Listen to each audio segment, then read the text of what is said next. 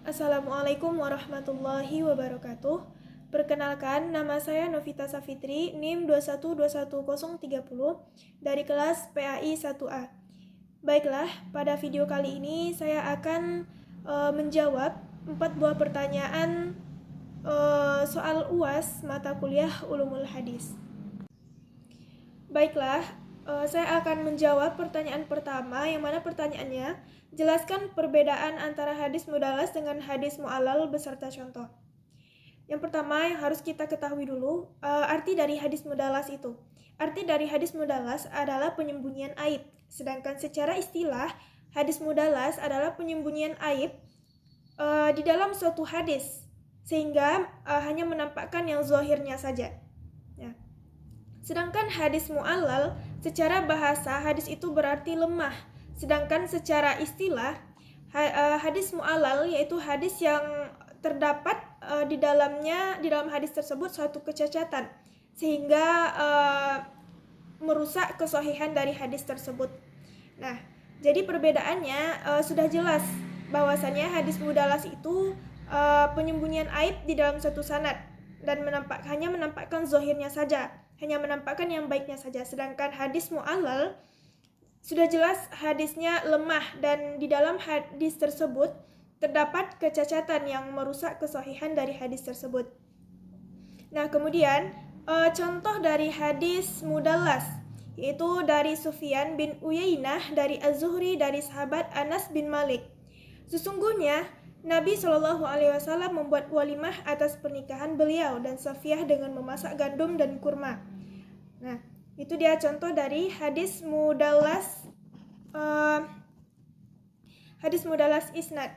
Sedangkan contoh dari hadis mu'allal yaitu dari Yahya bin Abi Katsir dari Anas radhiyallahu anhu, Rasulullah SAW bersabda, orang-orang berpuasa telah berbuka di dekatmu. Nah, hadis di atas terdapat pada riwayat Imam Ahmad dan Ad-Darimi, Sayyid Alawi Al-Maliki dalam kitab yang sama. Mengutip pendapat Imam Hakim, menambahkan keterangan bahwa secara zahir hadis tersebut sahih karena Yahya bin Abi Katsir dan Anas bin Malik sezaman dan keduanya pernah bertemu. Namun, jika diteliti lebih lanjut, walaupun mereka pernah bertemu, ternyata Yahya ibn Katsir tidak pernah mendengar hadis ini secara langsung dari Anas bin Malik, maka hadisnya terputus. Selanjutnya yaitu pertanyaan yang kedua. Kemukakanlah pendapat para pakar ulumul hadis dan pendapat sendiri mengenai hukum beramal dengan hadis mudraj dan maklub. Menurut kesepakatan para pakar ulama hadis, ulumul hadis, ulama ulumul hadis atau fikih dan yang lain-lainnya, menurut mereka itu hukum beramal dengan kedua hadis ini yaitu haram, kecuali hadis ini digunakan untuk menerangkan lafaz-lafaz yang asing. Nah, itu boleh-boleh saja. Sedangkan menurut pendapat saya, hukum beramal dengan hadis ini tuh hukum hadis ini tuh yaitu dhaif. Nah, otomatis hadis ini tertolak dan hadis ini juga tidak dapat dijadikan sebagai dalil dalam beramal. Selanjutnya yaitu soal yang ketiga. Jelaskanlah yang menjadi syarat dikatakan hadis mutarib dan contohnya. Baik, syaratnya ada dua. Yang pertama yaitu adanya perbedaan periwayatan sehingga tidak dapat digabungkan atau disatukan. Yang kedua yaitu terdapat suatu periwayatan tersebut mempunyai kekuatan yang sama sehingga tidak dapat diprioritaskan atau ditakwilkan salah satu dari periwayatan hadis itu dengan periwayatan yang lainnya. Nah, lanjut contoh mutarib. Yang pertama yaitu contoh mutarib al-isnad, yaitu dari sahabat Ibnu Abbas berkata, sahabat Abu Bakar bertanya kepada Rasulullah SAW, wahai Rasulullah, engkau telah beruban? Nah, Rasul pun menjawab, aku telah dibuat beruban oleh surat Hud, Al-Waqi'ah, Al-Mursalat, surat An-Naba dan At-Takwir. Nah, hadis riwayat Tirmizi nomor hadis 3219. Kemudian yang kedua yaitu contoh mutarib al-matan, yang mana hadisnya berbunyi laisa fi ma la haqqu siwa az-zakah. Artinya, tidak ada hak di dalam harta selain zakat. Nah, Al-Iraqi mengatakan ini adalah itirab yang tidak bisa ditakwilkan. Nah, ini merupakan hadis riwayat Ibnu Majah nomor hadis 1779.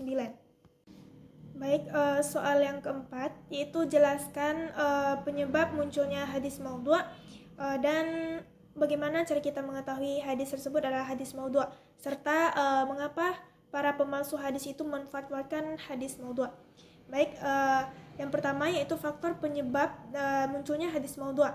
Yang pertama yaitu adanya pertentangan politik dalam soal pemilihan khalifah. Yang kedua, adanya kesenjangan dari pihak lain untuk merusak ajaran Islam. Yang ketiga, mempertahankan mazhab dalam masalah fikih dan masalah kalam. Yang keempat, membangkitkan gairah beribadah untuk mendekatkan diri kepada Allah Subhanahu wa taala. Dan yang kelima, menjilat para penguasa untuk mencari kedudukan atau hadiah. Nah, selanjutnya cara mengetahui hadis tersebut adalah hadis maudhu'. Yang pertama yaitu adanya pengakuan dari si pembuat hadis tersebut. Nah, yang kedua, maknanya itu rusak dalam artian bertentangan dengan Al-Quran dan hadis mutawatir beserta hadis sahih. Yang ketiga, matanya itu menyebutkan janji yang besar untuk perbuatannya yang kecil. Dan yang terakhir, rawinya itu berdusta. Serta hal-hal yang mendorong pemalsu hadis tersebut dalam memfatwakan hadis maudhu' ini. Menurut saya, pemalsu tersebut memfatwakan hadis maudhu' itu karena dia ingin terkenal. Salah satunya karena dia ingin terkenal dan dia tidak menyukai hadis-hadis yang dinisbatkan langsung kepada Nabi, sehingga ia membuat hadisnya sendiri dan merekayasa hadis itu sehingga orang-orang yang membaca hadis tersebut menjadi tersesat.